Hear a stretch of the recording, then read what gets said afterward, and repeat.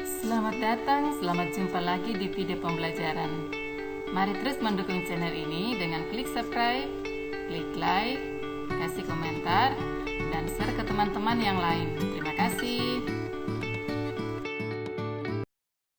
Pada pertemuan sebelumnya, kita sudah menyelesaikan materi tentang virus. Nah, sekarang kita akan masuk ke dalam materi bakteri.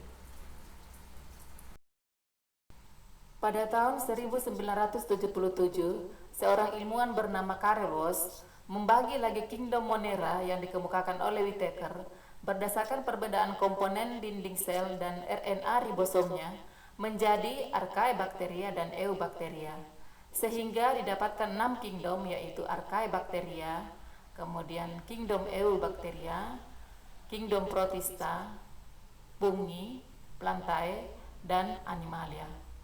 Kemudian Cyanobacteria, satu-satunya kelompok alga yang disebut juga alga biru hijau, dikelompokkan ke dalam subkingdom Eubacteria karena memiliki ciri yang sama dengan Eubacteria, yaitu tidak memiliki membran inti atau disebut juga prokaryotik.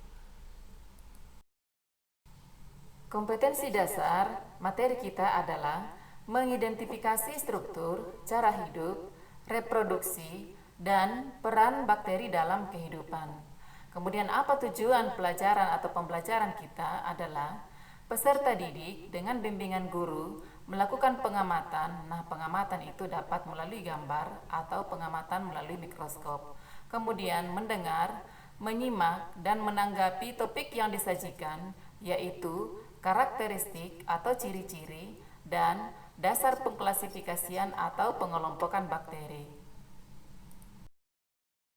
Bakteri merupakan organisme yang paling banyak jumlahnya dan lebih tersebar luas dibandingkan dengan makhluk hidup yang lainnya. Nah, bagaimana ciri-ciri dan karakteristiknya? Ciri-ciri umum bakteri: uniseluler atau bersel tunggal. Kemudian prokaryotik, artinya tidak mempunyai membran inti. Jadi, materi intinya tersebar di dalam sitoplasmanya. Ukurannya sangat kecil, biasanya hanya berukuran 0,5 sampai 5 mikrometer. Hidup secara soliter, sendiri-sendiri, ada pula yang berkoloni, berkelompok, serta ada yang hidup bersimbiosis, ataukah parasit, atau saprofitik. Kemudian umumnya tidak berkloroplas kecuali bakterioklorofil dan bakteriopurpurin. Berkembang biak secara vegetatif dan juga secara generatif. Hidupnya kosmopolit, artinya dapat hidup dan ditemukan di mana saja. Sekarang kita akan membahas struktur bakteri. Ada dua struktur bakteri. Yang pertama adalah struktur dasar yang dimiliki oleh hampir semua jenis bakteri. Pertama, dinding sel, membran plasma, kemudian sitoplasma, ribosom, materi genetik, granula penyimpanan, dan mesosom.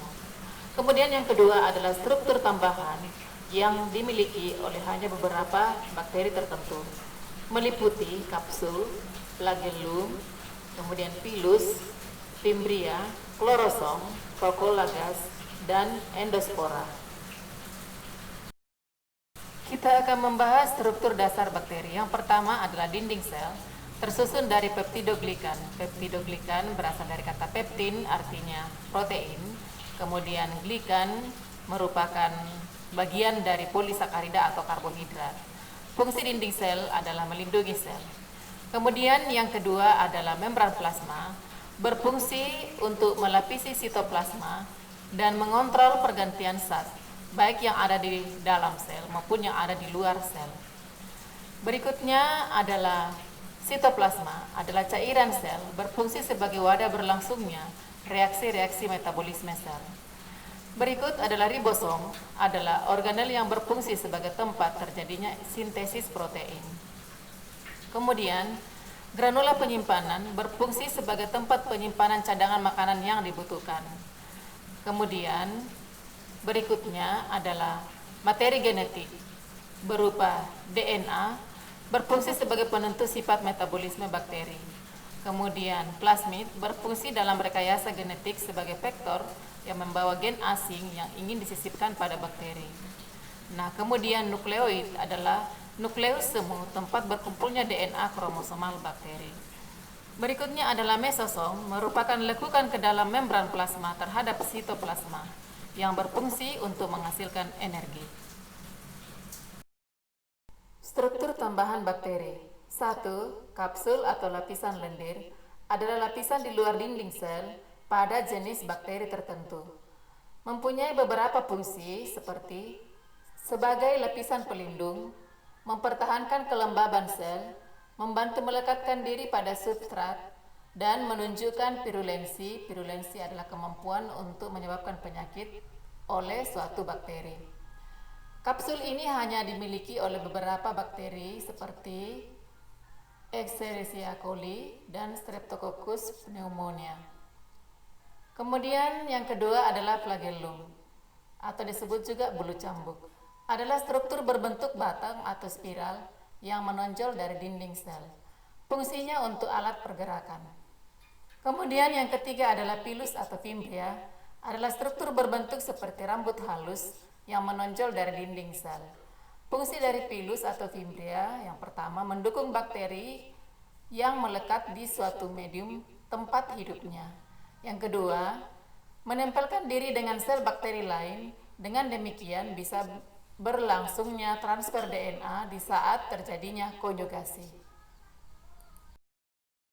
Kemudian struktur selanjutnya adalah klorosom, adalah struktur yang berada tepat di bawah membran plasma. Fungsi klorosom ialah untuk mengadakan fotosintesis yang hanya mampu dilakukan pada bakteri fotosintetik. Selanjutnya, vakuola gas terdapat pada bakteri yang hidup di air dan yang mampu berfotosintesis. Berikutnya adalah endospora, adalah spora yang terbentuk di dalam sel. Fungsi endospora pada sel bakteri adalah sebagai survival struktur atau struktur dorman.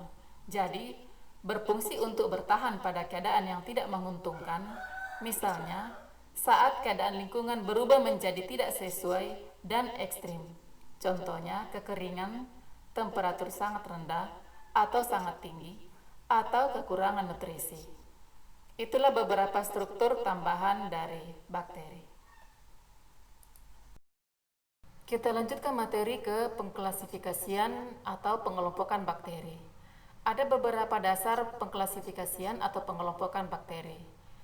Yang pertama kita akan bahas adalah pengelompokan berdasarkan bentuknya.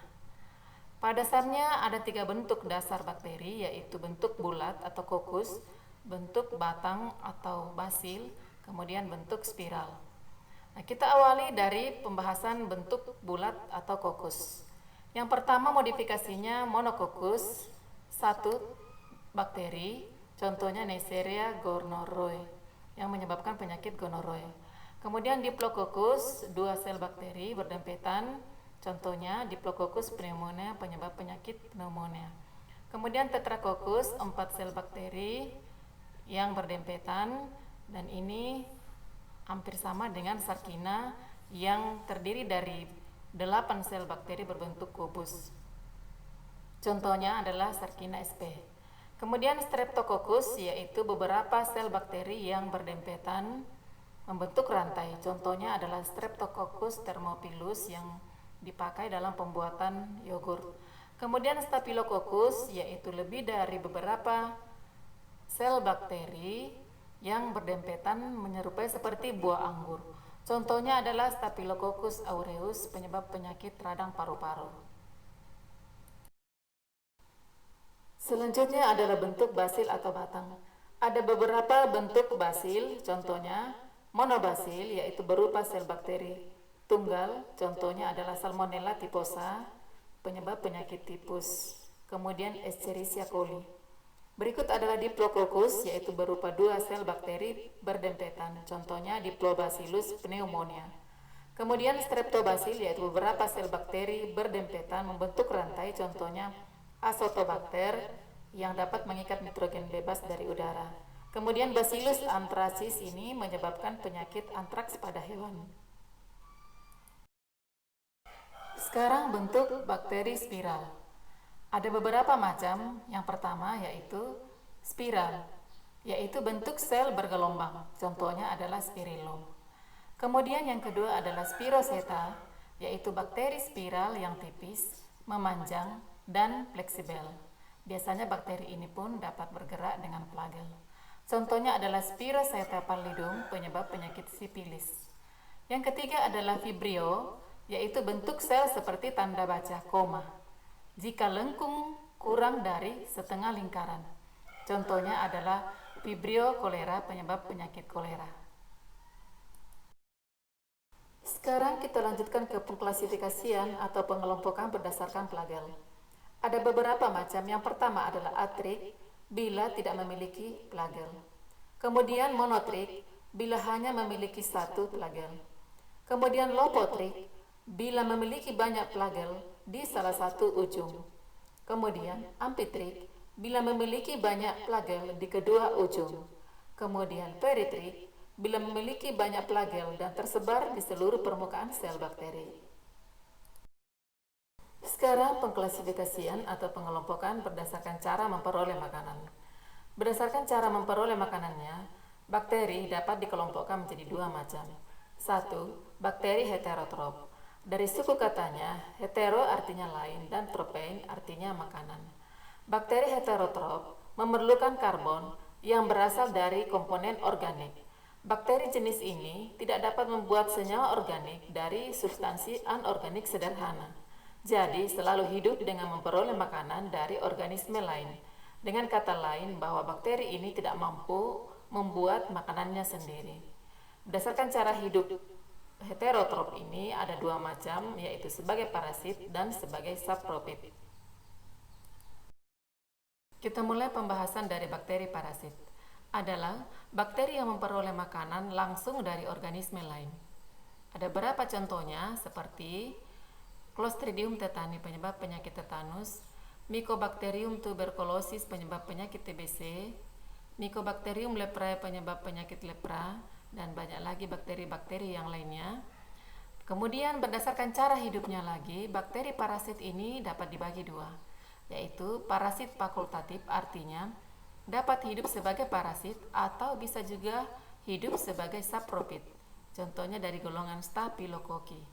Kemudian yang kedua adalah bakteri parasit obligat, artinya bakteri yang hanya mutlak hidup sebagai parasit. Contohnya Mycobacterium tuberculosis, penyebab penyakit TBC. Nah, apabila parasit pada manusia dan menyebabkan penyakit, maka disebut bakteri patogen. Tetapi bila tidak menyebabkan penyakit, disebut apatogen. Kita lanjutkan ke bakteri saprofit. Saprofit berasal dari kata saprop, artinya sampah. Bakteri ini untuk mendapatkan energi atau ATP dengan cara menguraikan sampah yang berupa sisa-sisa bahan organik menjadi bahan-bahan anorganik, sehingga bakteri ini disebut sebagai pengurai. Contoh bakterinya adalah Escherichia coli. Escherichia coli ini adalah salah satu bakteri yang hidup dalam usus manusia yang dalam keadaan normal dapat menjaga kesehatan sistem pencernaan. Berdasarkan cara memperoleh makanan, bakteri yang kedua adalah bakteri autotrop. Auto artinya sendiri dan tropein artinya makanan. Bakteri autotrop adalah bakteri yang mempunyai kemampuan sendiri untuk menyusun zat organik sebagai bahan makanannya dari bahan-bahan anorganik. Artinya, bakteri ini mampu membuat makanannya sendiri. Kemudian, berdasarkan sumber energinya untuk membuat makanannya, bakteri ini dapat dibagi dua. Pertama, bakteri fotosintetik, artinya menggunakan energi matahari sebagai sumber energi untuk membuat makanannya. Contohnya adalah bakteri purpurin. Kemudian, bakteri yang kedua adalah bakteri kemosintetik, menggunakan energi kimia sebagai sumber energinya untuk membuat makanannya. Contohnya adalah Nitrosomonas, Nitrococcus, dan Nitrobacter. Kita lanjutkan ke pengklasifikasian atau pengelompokan bakteri berdasarkan kebutuhan oksigennya. 1. Bakteri aerob adalah bakteri yang membutuhkan oksigen dalam proses respirasi yang bertujuan untuk menghasilkan energi. Contoh bakterinya adalah Nitrosomonas, Nitrococcus, dan Nitrobacter. Kemudian, bakteri yang kedua adalah bakteri anaerob, adalah bakteri yang tidak membutuhkan oksigen dalam proses respirasi untuk menghasilkan energinya. Contoh, bakteri Lactobacillus bulgaricus untuk membuat yogurt atau asam susu. Kemudian bakteri denitrifikasi diantaranya Mitrococcus denitrificans, Pseudomonas denitrificans, dan Azotobacter denitrificans. Sekarang kita lanjutkan ke pengklasifikasian atau pengelompokan bakteri berdasarkan pengecatan Gram. Prosedur ini ditemukan oleh seorang ilmuwan Denmark bernama Christian Gram pada tahun 1884. Karena jasanya inilah sehingga penemuan pada bakteri ini dikenal sebagai bakteri Gram positif dan bakteri Gram negatif. Kita bahas mulai dari bakteri Gram positif. Adalah bakteri yang mampu mempertahankan zat warna utama dalam pewarnaan Gram, yaitu gentian violet yang berwarna ungu kristal iodium, sehingga nampak berwarna ungu saat pengamatan. Ini dikarenakan dinding sel kelompok bakteri ini tersusun oleh beberapa lapis atau multilapis atau sebahagian besar dari peptidoglikan, sehingga mampu mengikat zat warna dan tidak rusak saat dicuci dengan alkohol. Contoh bakterinya adalah Clostridium perfringens, Neisseria gonorrhoeae, Treponema pallidum, Vibrio cholerae, dan Bacillus subtilis. Kemudian, bakteri Gram negatif adalah bakteri yang memiliki komposisi dinding sel peptidoglikan hanya selapis dan terletak di antara membran luar dan membran dalam, sehingga pada saat pewarnaan kurang dapat mempertahankan zat warna utama, terutama saat dicuci dengan alkohol. Bakteri ini memberikan warna merah. Contohnya Streptococcus mutans dan Escherichia coli. Kita bisa mengamati pada gambar di bawah berikut. Nah, mari kita memperhatikan perbedaan Gram positif dengan Gram negatif. Pertama kita lihat dari dinding sel. Gram positif, lipidnya lebih rendah, sedangkan peptidoglikannya lebih tebal. Gram negatif, lipid lebih tinggi, sedangkan peptidoglikan lebih tipis. Kedua, dilihat dari toksin yang dibentuk. Gram positif, eksotoksin, sedangkan gram negatif, endotoksin. Kemudian yang ketiga, dilihat dari tahan asam. Gram positif ada yang tahan asam, sedangkan gram negatif tidak ada yang tahan asam. Berikutnya dilihat dari kepekaan atau sensitif terhadap antibiotik, penisilin atau iodium. Gram positif lebih sensitif atau lebih peka, sehingga dengan demikian lebih mudah diobati. Sedangkan gram negatif kurang sensitif atau kurang peka, sehingga lebih susah atau lebih sulit untuk diobati. Kemudian kita lihat dari ketahanan terhadap perlakuan fisik, maka gram positif lebih tahan dan gram negatif kurang tahan.